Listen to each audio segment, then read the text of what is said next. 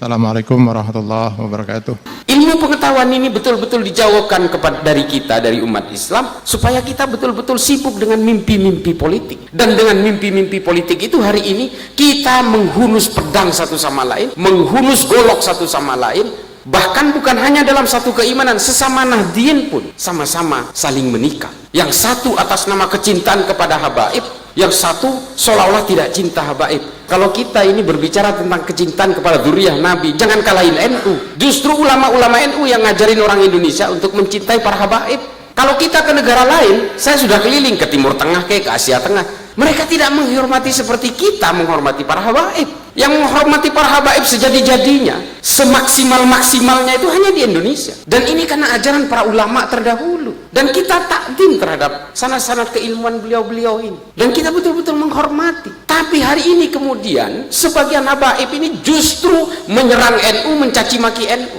Ulama-ulama NU juga dicaci maki kok. Ini kan ironis karena kepentingan-kepentingan politik barat untuk memecah belah kita. Karena kata Phil Caruso, kalau ingin menguasai Indonesia, kalau ingin betul-betul bisa ingin menguasai dan menghomogenkan seluruh Indonesia, ya memang harus menumbangkan NU. Kenapa kata Phil Caruso?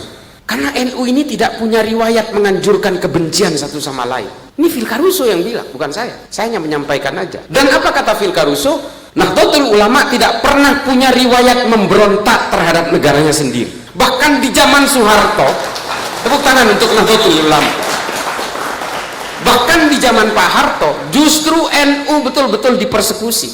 Gus Dur menjadi ketua PBNU selalu dicurigai hingga kemudian dibuatkan tandingan di Muktamar Cipasung di Tasikmalaya. Namanya Abu Hasan. Dan bahkan saking cintanya Nahdlatul Ulama, kalangan Nahdien terhadap negara ini, ketika Gus Dur dilengserkan secara tidak normal pun, apa ada yang memberontak? Nggak ada. 212 nggak ada apa-apanya kalau orang Nahdien mau berontak waktu itu. Diludahin Monas tenggelam. Tapi apa? Sikap-sikap cinta negara dari kalangan Nahdien pada waktu itu dan diredam oleh Gus Dur. Sudah, jangan mikirin saya. Kalian harus lebih memikirkan bangsa ini. Ini loh Nahdlatul Ulama. Makanya kata Phil Caruso, riwayat track recordnya Nahdlatul Ulama yang seperti inilah kemudian dia menjadi kekuatan poros utama di Indonesia. Dan hari ini apa? Banyak ideologi transnasional yang justru ingin memecah belah NU supaya NU tumbang. Dan kalau sudah tumbang, selesai semua. Muhammadiyah juga gampang, tinggal ngejentikkan tangan.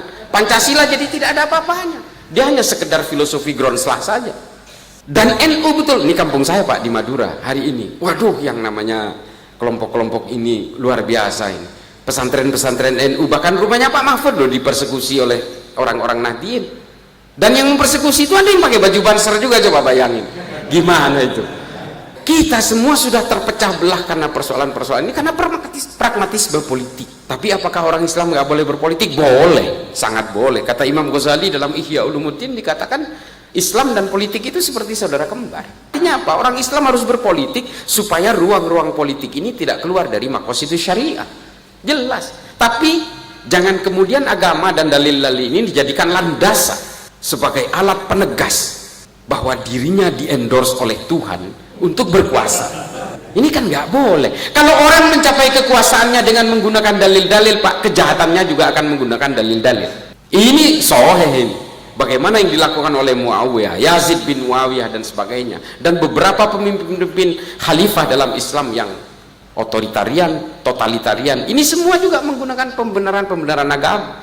Khalifah-khalifah pada zaman Mu'tazilah itu membantai banyak sekali para ulama yang tidak sepakat dengan pemikiran kaum Mu'tazilah pada zamannya. Dan pembantaian ribuan ulama mulai dari Cordoba, Toledo, Granada, Semenanjung Iberia sampai ke pinggiran kota Tulus, itu ratusan ribu yang dibantai oleh para pemimpin Islam sendiri. Karena apa? Karena dianggap berbeda.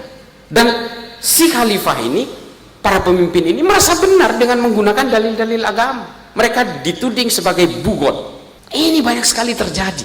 Sampai hari ini ada sungai di Spanyol itu namanya Sungai Guadalquivir.